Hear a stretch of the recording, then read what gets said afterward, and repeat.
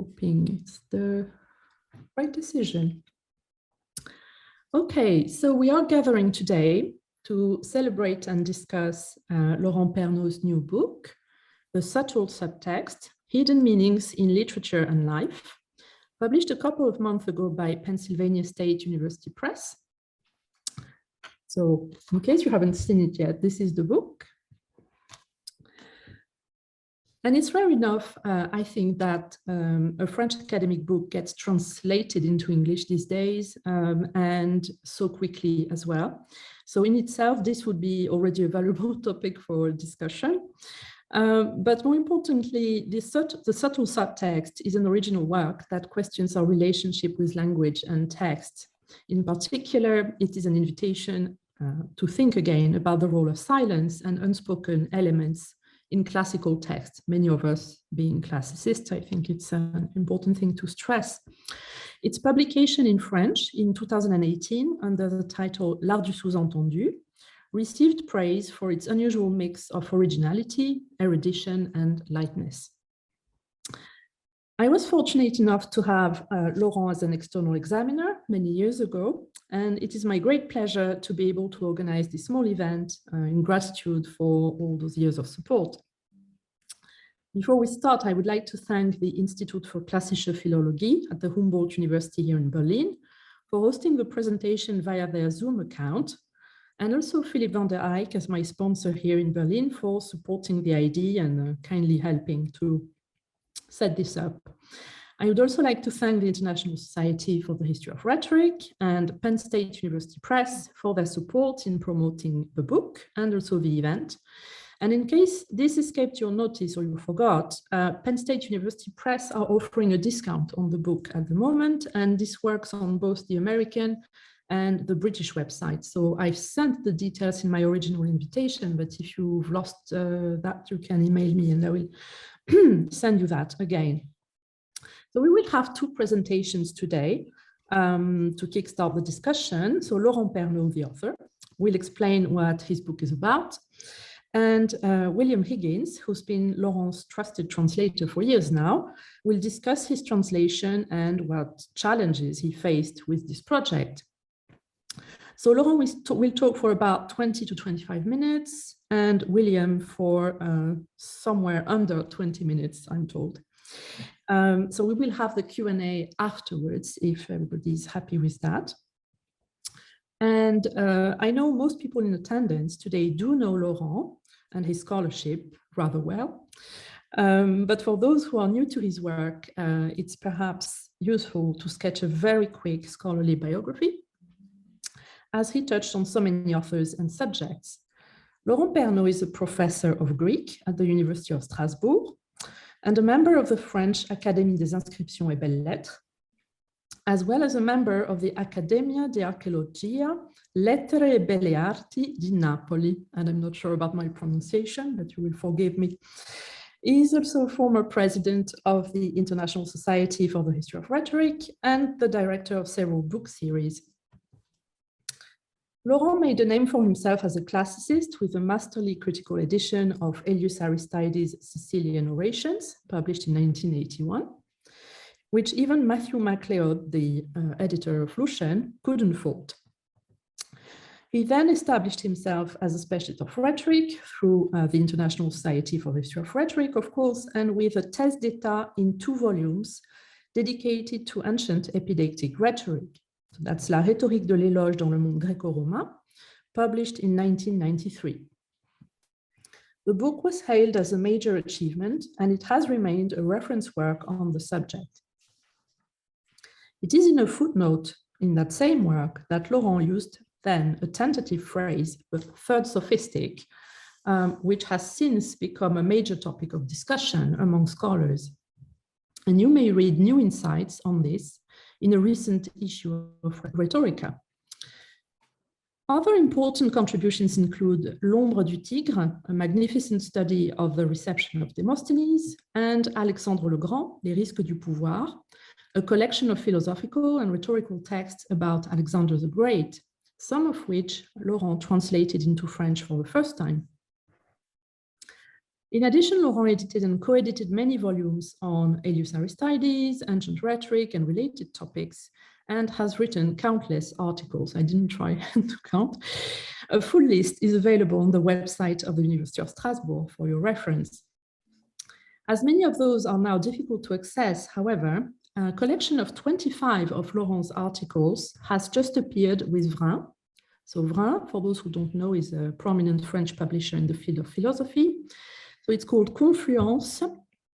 And I think I will maybe put the information in the chat so that everybody can have a look.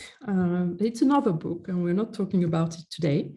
But this collection of papers revisits the complicated relationship between rhetoric and philosophy. So it's of interest to a lot of us.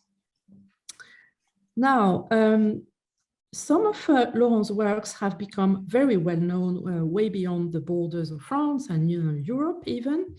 Those include La rhétorique dans l'Antiquité, a manual which was translated into many languages, including English. So the English version is from 2005, and it's this one, Rhetoric in Antiquity, already translated by William. And Epidictic Rhetoric, Questioning the Stakes of Ancient Praise in 2015. And those two books have become, I think, classroom classics, and they are clear student favorites in my experience. So I can only hope that the subtle subtext will enjoy a similar fate. That's all for my introduction. I will now hand over to Michelle Connolly from Penn State University, who took the initiative to have the book translated in the first place. So we have her to thank for this beautiful book as well. Thank you. Michelle, whenever you want to chip in. Thank you. Thank you very much to Professor Petit for organizing this happy event. It's really lovely to see everyone. I'm really delighted to gather with you all to celebrate subtext and those who dive for it. In this case, Professor Pernot and William Higgins. In the spring of 2019, I was preparing a conference paper on the type of figured speech called in ancient Greek emphasis and in Latin significatio, both meaning roughly suggestion. It occurred to me that ancient writers tell us about those concepts galore, and that how they speak about those concepts working might apply fruitfully to contemporary forms of suggestion, such as the dog whistle. Well, Professor Pernot had gotten there first. This insight appears in the 9th chapter of his book. And lo and behold, every insight I thought I had into what suggestive terms are doing in our times, he had foreseen before I had. A few months later in July, I was at the opening reception for the ISHR conference in New Orleans. Because the ISHR conference held at his beautiful university in 2007 was my very first ISHR, fond thoughts of Professor Pernot recur to me at every ISHR meeting. I was just coming out of one of my Pernot reveries when I spied Ryan Peterson, acquisitions editor at Penn State University Press. We talked, and Ryan asked me if I had any leads on promising history of rhetoric projects. I had a few, and I told him, Ryan, the press should commission a translation of Professor Pernot's new book. What can I say? I'm American. I lack the art of subtlety. I just pushed this at him, and I don't apologize. In October of 2019, the Penn State Library hosted newly tenured and promoted faculty whom it had invited to select a book for the library to purchase for its collection. My choice, of course, was Professor Pernot's latest opus. So I'm happy to say there is a version of the French edition of the book in Penn State Library with a little nameplate with my name in it. So I'm very happy about that connection. That this book now can be in libraries and readers' hands in two forms. We have the elegant French, and an ingenious English translation by William is truly reason to celebrate. And I offer my gratitude and congratulations to you both. Thank you. Thank you, Michelle, for those very nice words. Laurent, I think it's your turn. Shall I put the PowerPoint up? And yes, I am starting. Okay, thank you. So good afternoon to those in Europe and good morning to those in the United States.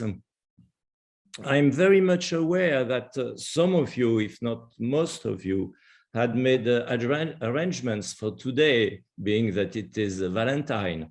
And I feel even more grateful that you have chosen to attend this presentation. I thank the International Society for the History of Rhetoric, the Institut für Klassische Philologie at the Humboldt University for hosting this session, and particularly Dr. Caroline Petit and Dr. Michel Kennerly for organizing our online encounter and for your very, very kind words. I suggest we start by looking at a couple of pictures so we can see the first slide. What we have before us is what is called the Rubin's vase. Edgar Rubin was a Danish psychologist who designed this figure in 1915. The image can be viewed in two ways, either as a black vase against a white background, or as two white profiles facing each other against a black background. There are two possible simultaneous meanings. The following image, if we can see the next one, thank you, is called the grid illusion. It was devised by Ludimar Hermann, a German scientist who reported it in 1870. This image was chosen to illustrate the cover of the book we are presenting today. What we see is a white grid on a black background, and the illusion consists in seeing gray spots between the black squares. I hope you see them, whereas there are none. The gray spots disappear when looking directly at an intersection. It's our brain that creates them. It adapts the information concerning the luminosity of a zone according to the neighboring zones. It's a matter of introducing a second level of perceived reality behind the first objective level. This figure visually translates what we are talking about. They cause ambiguity in perception, the same way veiled speech prompts ambiguity in the field of language. So I'm interested in the process by which words don't only mean what they mean, but encapsulate more or something different from what is deliberately stated. Depending on the context, this process is called allusion, the unsaid, ambiguity, equivocal, the implicit, figurative expressions. All these terms are not synonymous, but their meanings overlap whenever there is an utterance with two distinct yet inseparable meanings. The term that best captures this concept was found by Bill Higgins, the translator of the book, whom I thank warmly. It is subtext, which focuses attention on one of the two meanings present in double entendre, the more interesting one, which lies underneath.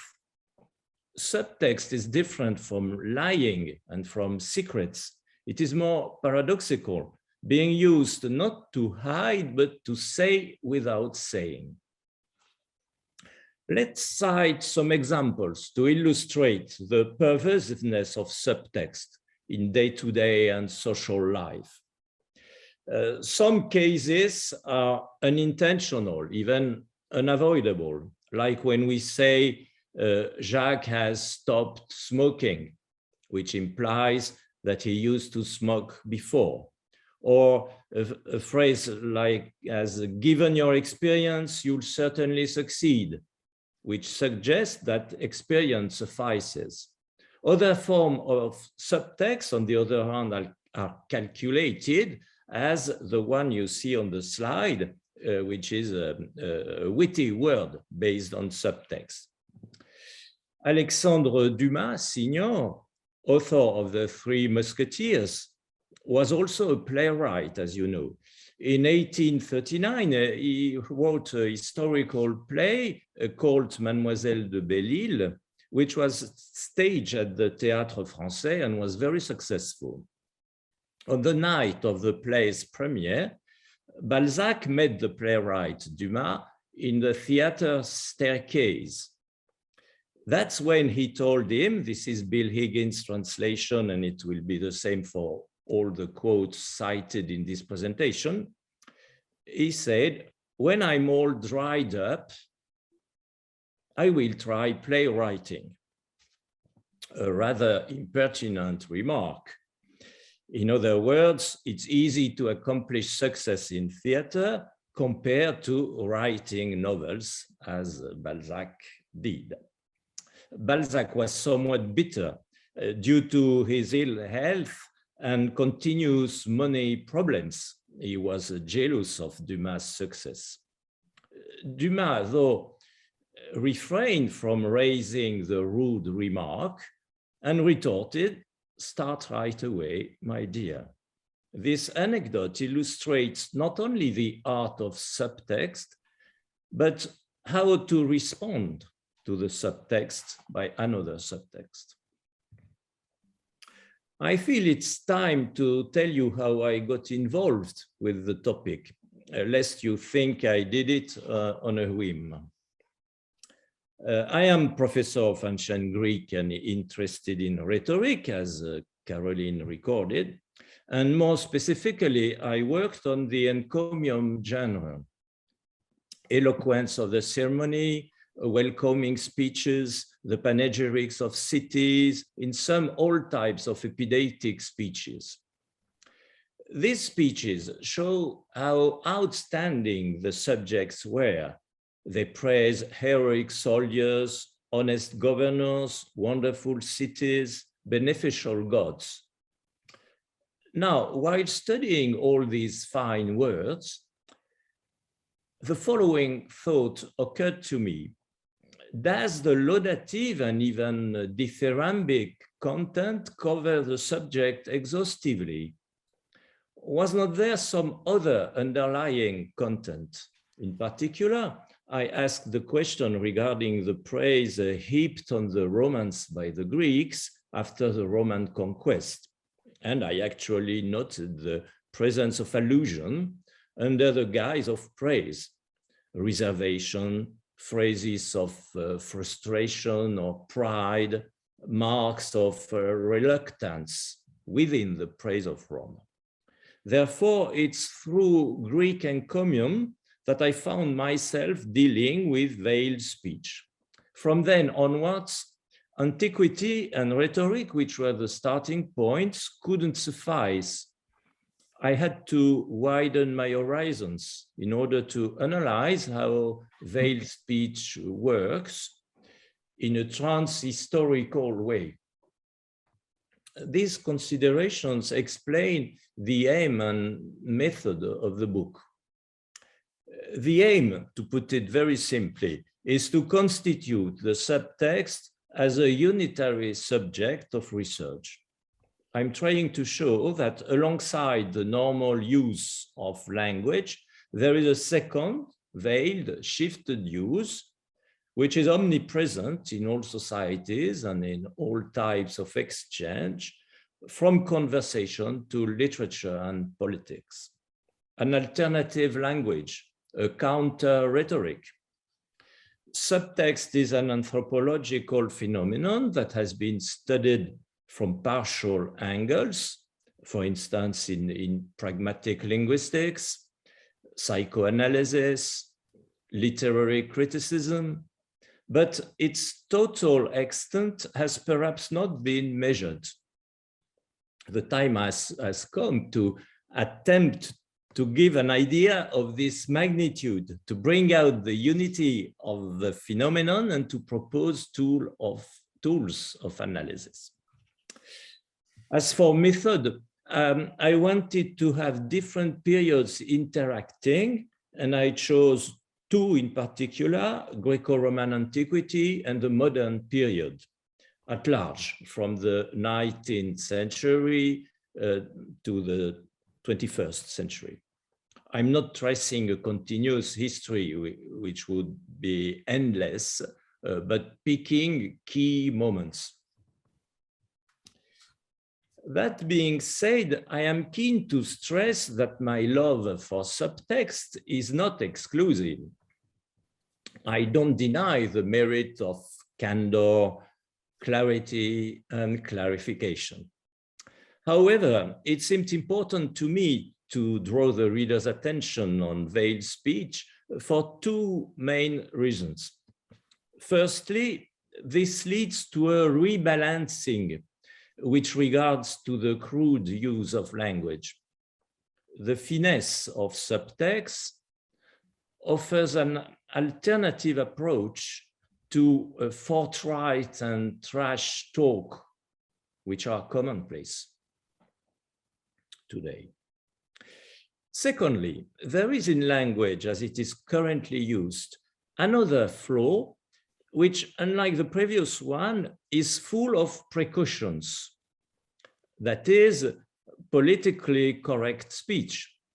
In the language of politics, the media, the administration, as we all know, words and phrases are used to attenuate, disguise, or mask certain realities and to display generous objectives with the help of euphemisms, neologisms, or metaphors.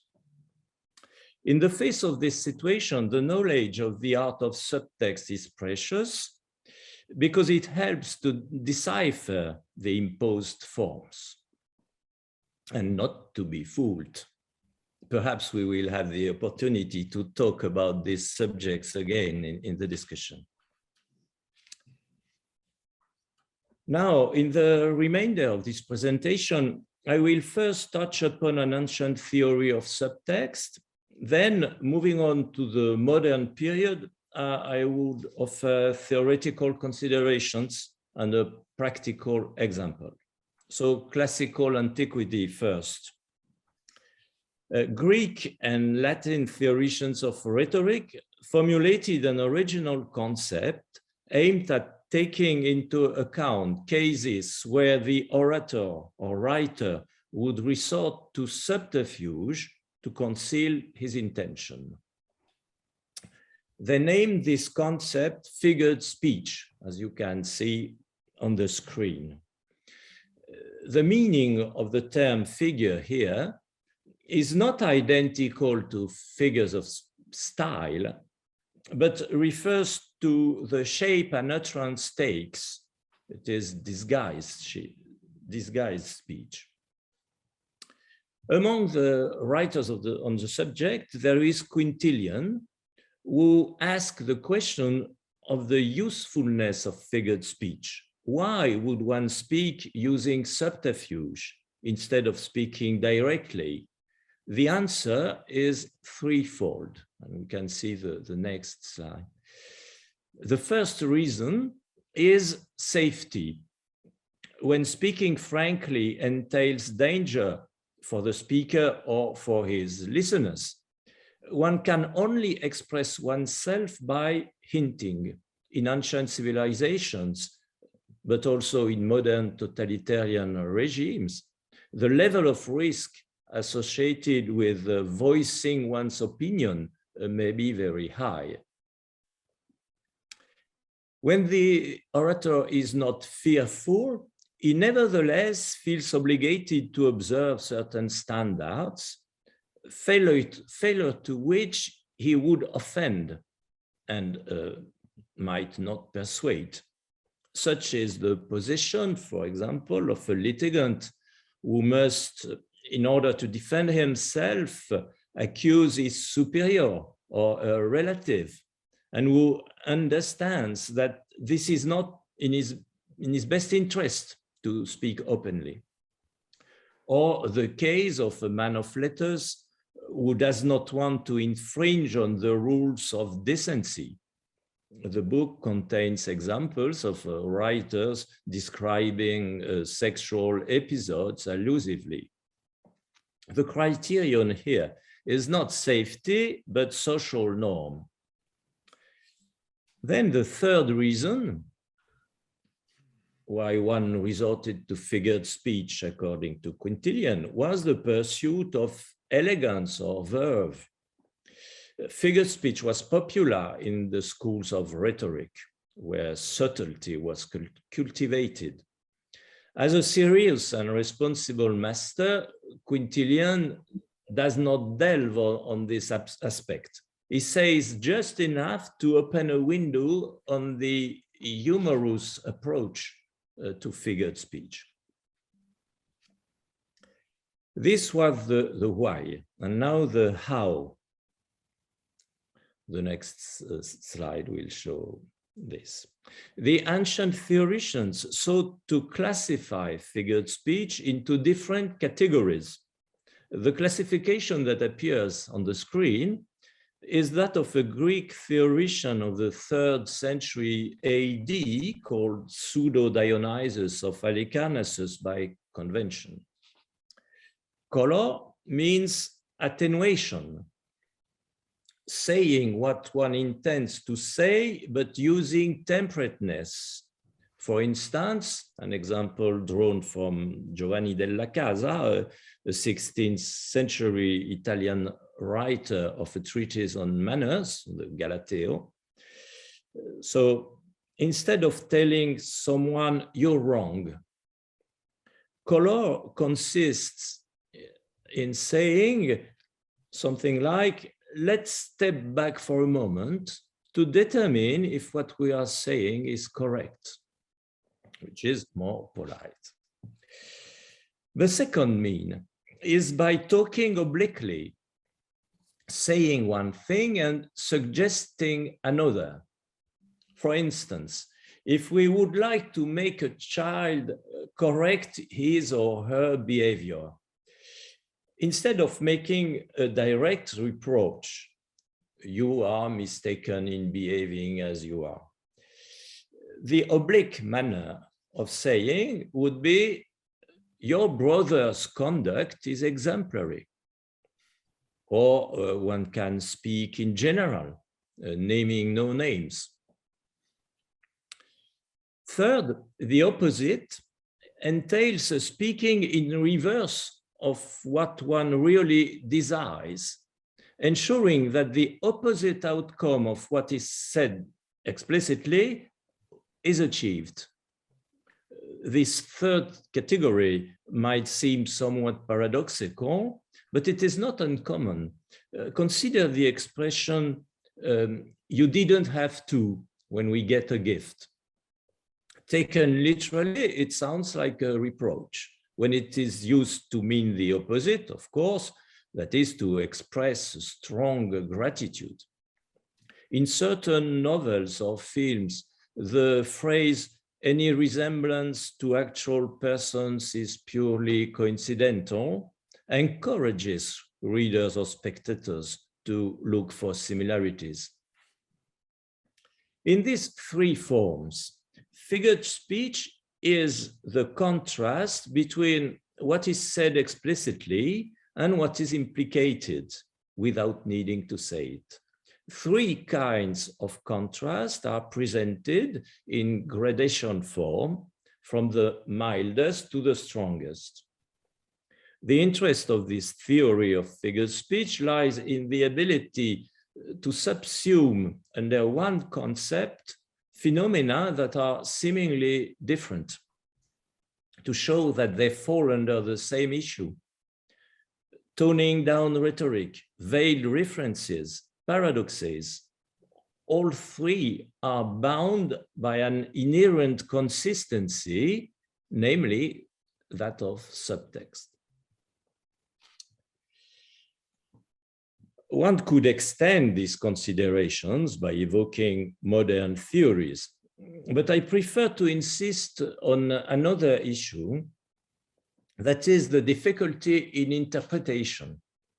We have all experienced that awkward situation where we think there is more to something that meets the eye, without being absolutely certain that we grasp what we think we grasp.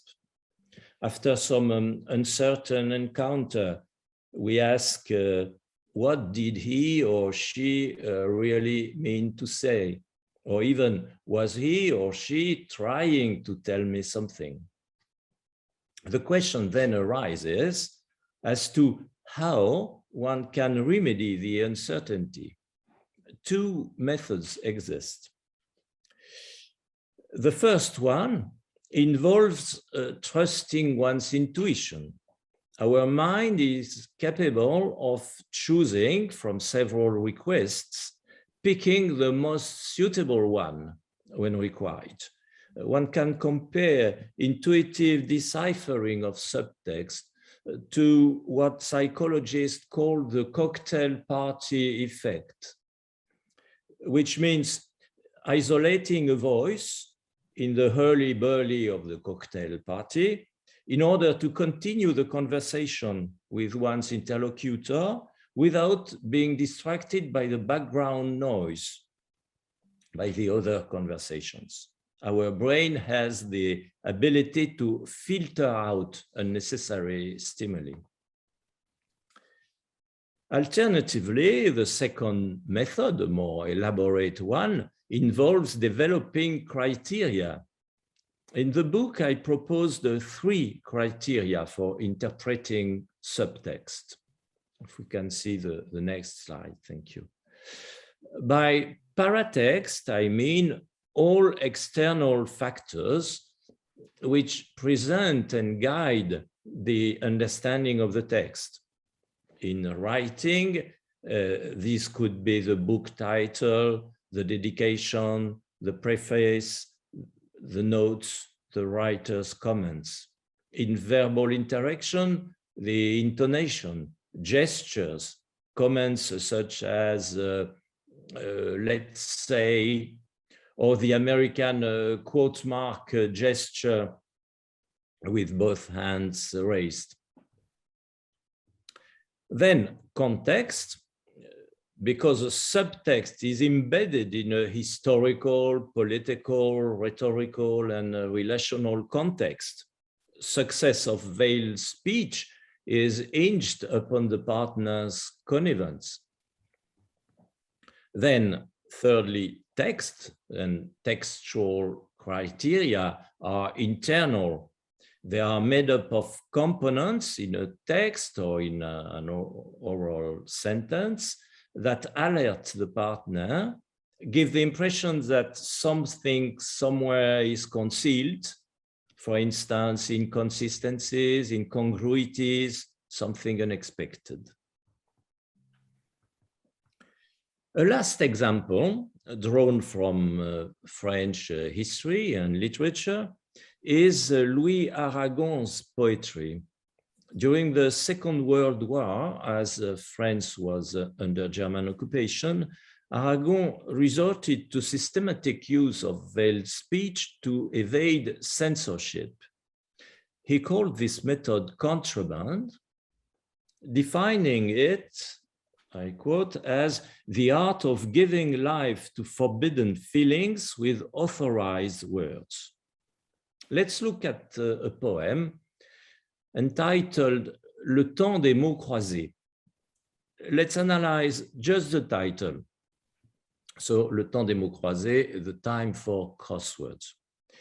3 levels of meaning overlap.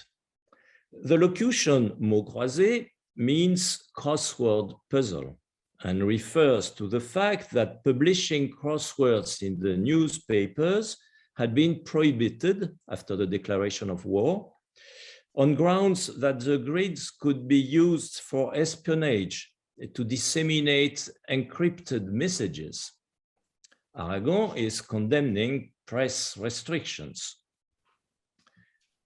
Then, number 2, taken literally, crossed words refers to the communication between the poet and his beloved, his wife Elsa Triolet, and over and above their personal story, it refers to all forms of sharing and communication.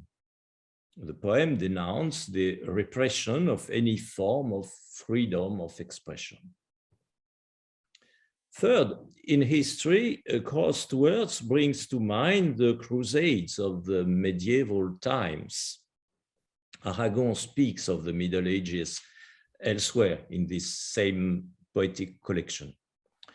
Crusades symbolize the need to turn to national roots and to rediscover value of the history of France in order to undertake the liberation of the motherland, just as the Crusaders wanted to liberate Jerusalem. Taken as a whole, the poem expresses the sadness of the now. However, it contains also a message of hope and calls for action because of the word time, le temps, time, which suggests that the situation is not eternal. It will not last. Behind the lament, one could hear a clarion call, as a friend of Aragon said, a declaration of commitment, an incitement to resistance. Aragon is a good example because we have both the text of the poems and the paratexts through the accounts left behind by the author and the first readers in their comments and interviews. And we know the context, political, historical context, so that we find ourselves in a favorable position to decipher Vade's speech. In conclusion, we can see the last slide. Hopefully, I have convinced you of the importance of this mysterious underworld of subtext. A sentence by Stendhal that you see on the screen sums up the topic very well. A last word. I read that artificial intelligence specialists are taking an interest in subtext. A Yahoo research team has been working for some years on developing a detection tool in this field. Their aim is to design an algorithm that would help detect among billions of messages those that infringe upon previously established rules, identify an insulting or subversive sentence, even though none of the words used has been listed as a prohibited word. Such a tool in the hands of a dictator would be a worrying prospect for the future, wouldn't it? However, it seems that the algorithm is still undergoing development. Human intelligence has still got a bright future. Thank you for your attention.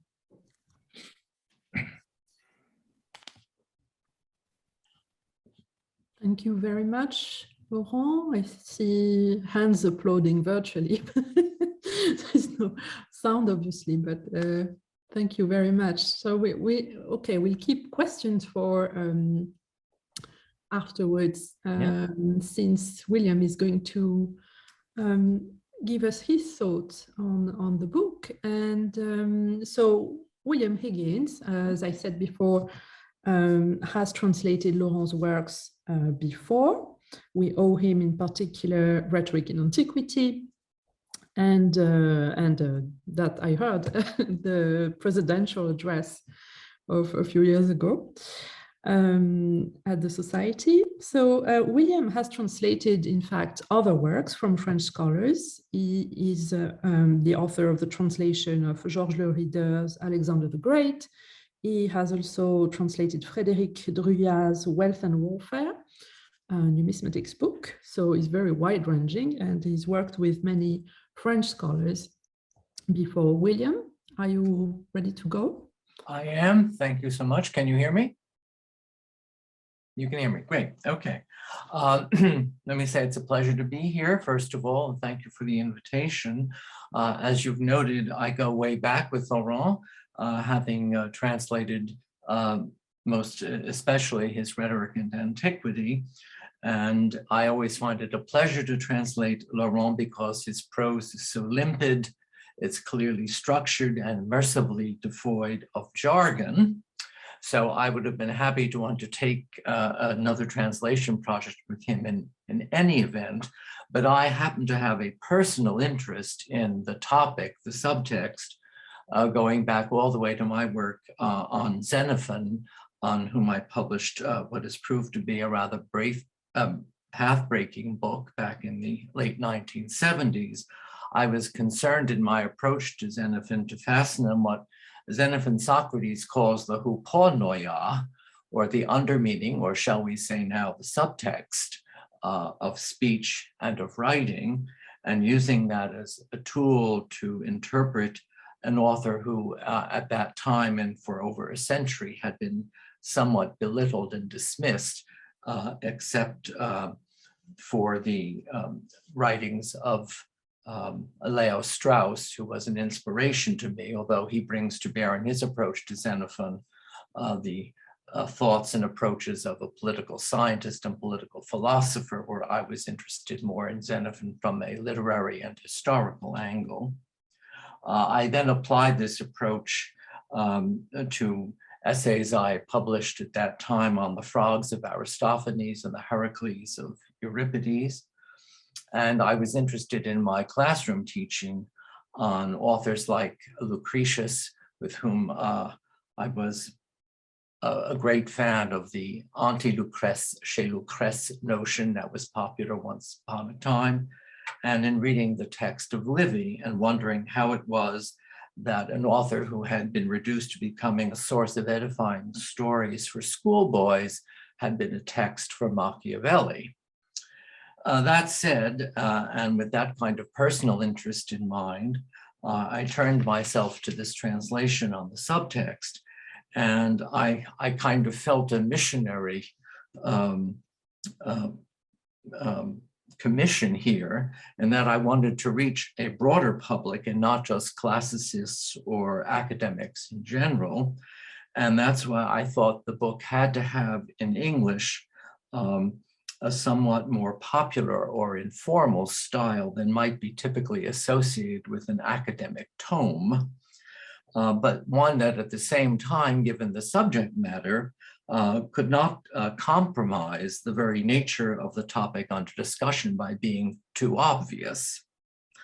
And that is what led, first of all, to the English title, the subtle subtext. A translator has the primary duty, I suppose, at least, of being accurate, but what does accuracy mean? It doesn't necessarily mean literalness. And so I took it upon myself to suggest the subtle subtext instead of just the literal, the art of the subtext, trying by succinctness, first of all, and also assonance and alliteration and a play on words to convey the very idea of the topic of the book. And I think that has worked pretty successfully. I mentioned Leo Strauss, and he remarks somewhere, I forget exactly where, that writing about the subtext is rather like the parlous business of translating or explaining a joke. And this is particularly a problem when you're trying, in the case of Laurent's book, which is full of jokes, how to convey them in another language without dully explaining them with elaborate footnotes or circumlocutions and whatever. And I'd just like to share some experiences I had as I was trying to capture in English some of these witticisms. I think first of all of the ladies he mentions in Molière, who wanted to purify the language of any remotely offending words or even syllables. I think this is in Les Femmes Savantes. And he cites as an example words like vicomte and I forget what the other ones are that he lists, but I was at first thinking, well, what shall I do with vicomte? And I came up with vice president. And yeah, you know, that might do. It had a kind of similar political resonance with the literal meaning of vicomte, and it had V in it, and vice, which might be offending, I thought, to these learned ladies. But then I happened to be watching on television a movie version of the American musical, The Music Man, in which Hermione Gingold, the plum-voiced British actress, plays the wife of the mayor of the town who has taken on a moral crusade to get out of the library all the books that she finds offensive in this small Midwestern town in Iowa. And this is set, of course, at the turn of the 19th to the 20th century. And her favorite target in this is Balzac.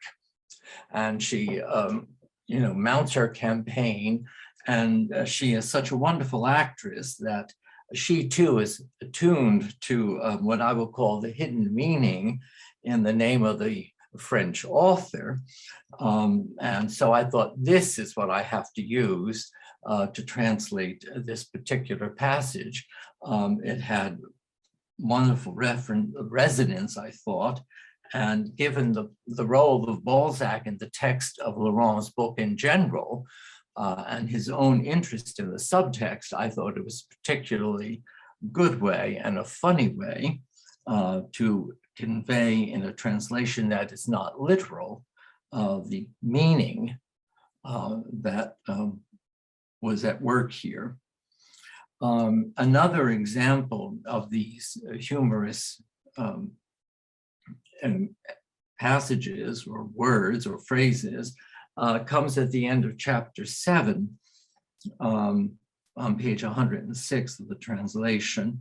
And this concerns a wonderful exegesis Laurent gives on the death of President Faure and his relationship, the president's relationship, that is to say, with Madame Steinheil, who was, shall we say, with the president at the time of his passing. And she obtained this sobriquet of La Pompe Funèbre. And I was thinking, now, how am I ever going to render this into English? And I first came up with the idea of Morticia, because at least in America, there was a very popular Gothic comedy television show in which one of the principal characters was named Morticia. And I thought, therefore, the name would have a certain resonance, at least with an American reading public. But then as I thought about it some more, I had just a flash of insight, and I said, no, this has to be really the fatal blow, which turns out to be a bilingual pun on the word blow, which means in this context, one thing in English and another thing completely in French.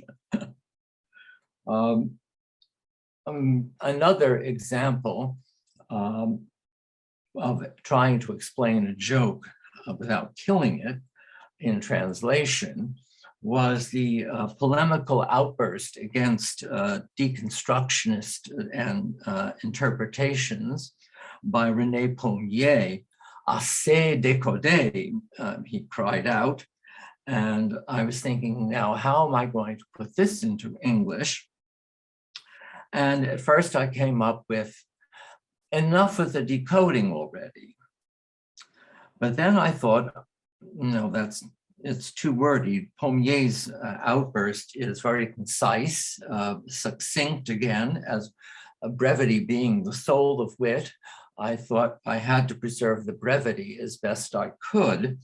And therefore, I thought I could still keep a Yiddishism, but even make it more succinct. And that is how I came up with decoding die Schmoding, which rhymes like the French, is brief like the French, and adds the little extra forcefulness of a Yiddishism, which I thought aided the strength of the put down, and especially after it's coming in the text right after Laurent's lengthy quotation of the what I'll call the high church, high dudgeon of Péguy against writing subtly, shall we say, or writing with subtext and writing between the lines.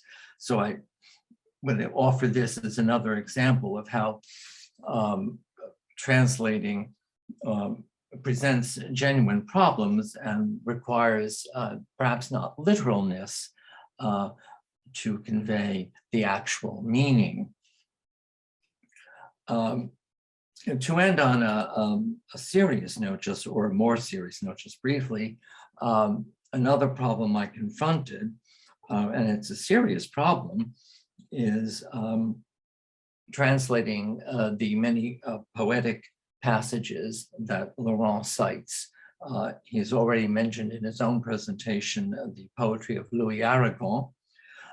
Robert Frost is reported to have said, poetry is what is lost in translation. And for that reason, and I do myself personally consider translating poetry really a bootless task. It just can't be done. You either have to read it in the original or it's going to get lost. And for that reason, I made a point of printing the actual French texts of the poems that are cited along with the translation, so that people perhaps could see what a failure I was in conveying the actual poetry quoted, especially with a poet like Aragon, who is choosing words so carefully and placing them in the line so carefully and using strict meter as well. And one poem I'd like to cite, I'm sorry, I don't have a text to put up.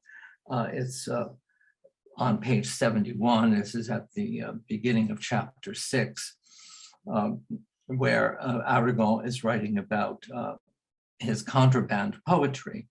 And he's imagining a case in which, a cargo is being inspected by an officer to look for contraband and things to confiscate. And he says in French, mais le maréchal des logis, à qui je montre ces versets, se perd dans mes analogies, veut à tout prix savoir qui c'est, et moi, je lui réponds, qui c'est? Je tiens la clé de ses parades. I couldn't quite get the rhyming of qui c'est and qui c'est at the end of the first verse, but I was thinking about how to render parade at the beginning of the next verse. And at first I was thinking of parryings, thrustings, this is a kind of sword fight. And then I thought, why don't I try sword plays, hoping that the English reader, both orally and visually by seeing the word on the page, might see the implication of word play in sword play, which is exactly what's going on in Aragon's poem and in the scene he's describing there.